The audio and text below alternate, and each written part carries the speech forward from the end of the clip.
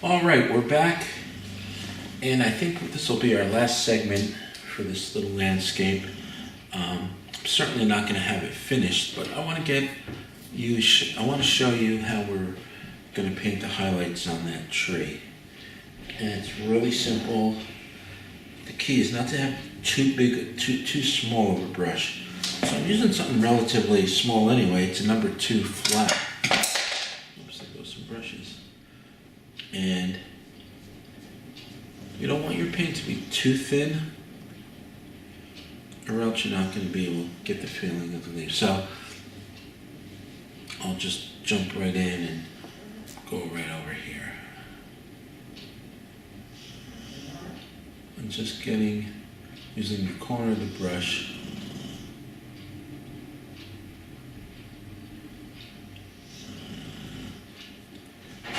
getting some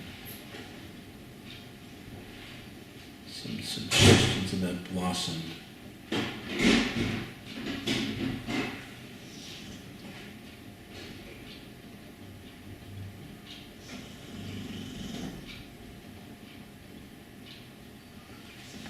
And you start like that, and you build a series of those.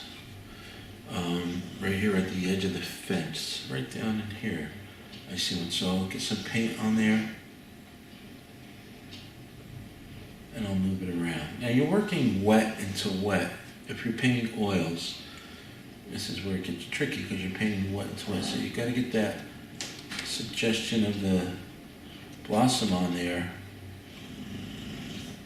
and a couple of little strokes, because once that color gets into your paint, gets into your brush, you have to reload it. What that does, though, too, is it gives you some darker leaves that are not necessarily catching all the light. If you're doing this in acrylic, you're a little bit more lucky because you have a nice dry canvas to work on.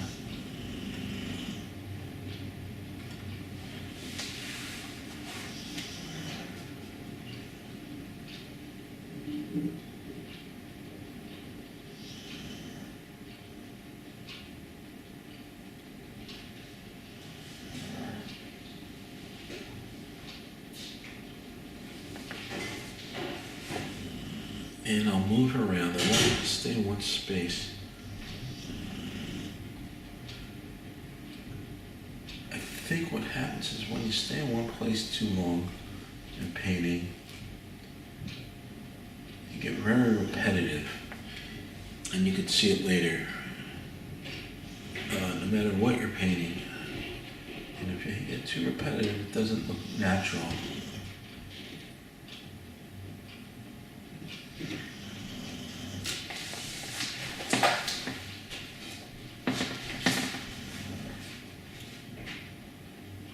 Sometimes like that, just blast the paint on there the way I see it, because now I have the paint on the canvas, so I can pull my little flowers out of that.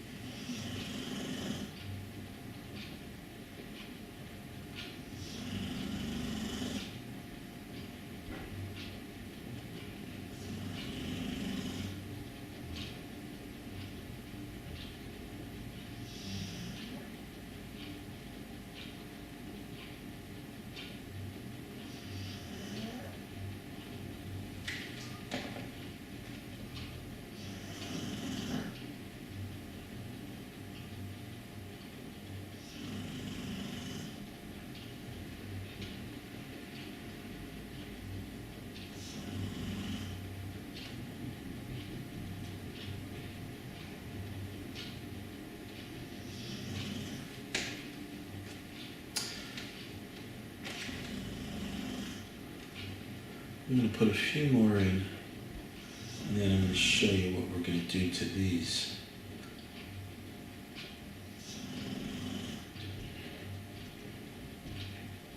I do have some blue sky back there, so later on we'll paint that back in.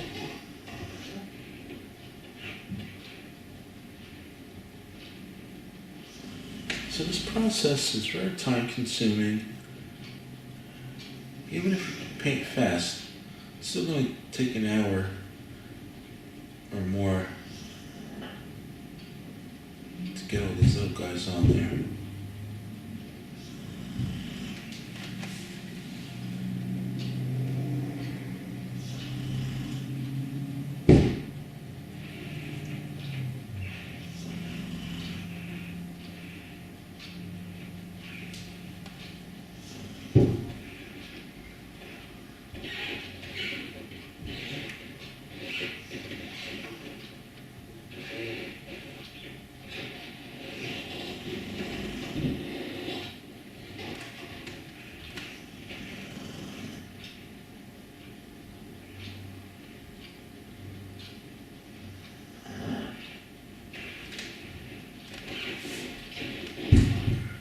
So I'm pushing that paint right off the brush.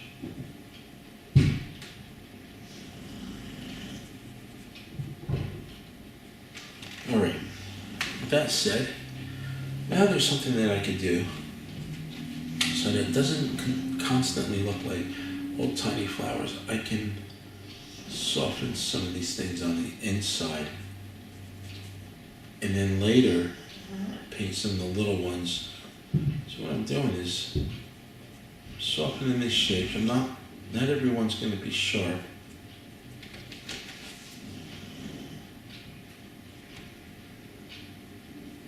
And then later on I can repaint over them with some small ones. Because what I'm doing here is I'm merging some of this white in with that color that we had back in there before.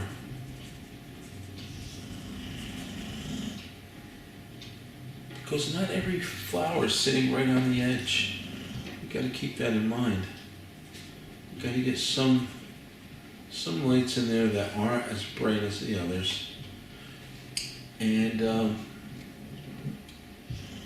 maybe with some of these little guys just on the inside.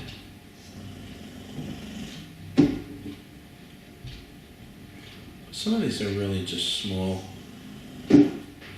growths, so you can push it out right there.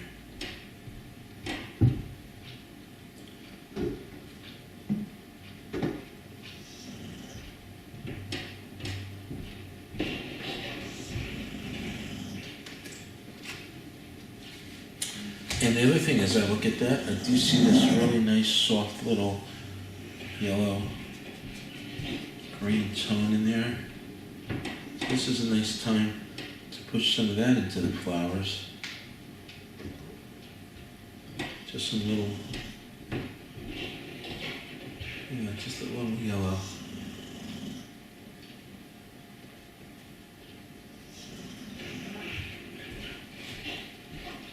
And this is really a beautiful part of painting, is to capture the springtime.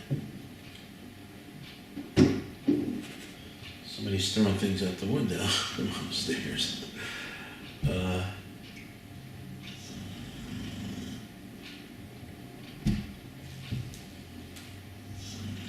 you're just putting the paint on and then you're moving it around the tip of the brush.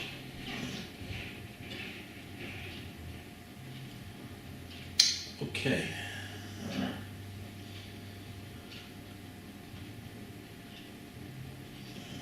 What you need to do is, when I finish this painting, I'll post it on my website so you can look at it. And this process is going to take a lot longer than you want to sit and watch. So I'm going to call it painting right about now. And thanks for watching, and I hope you learned something. I'll have a finished picture for you later on. and see you again soon.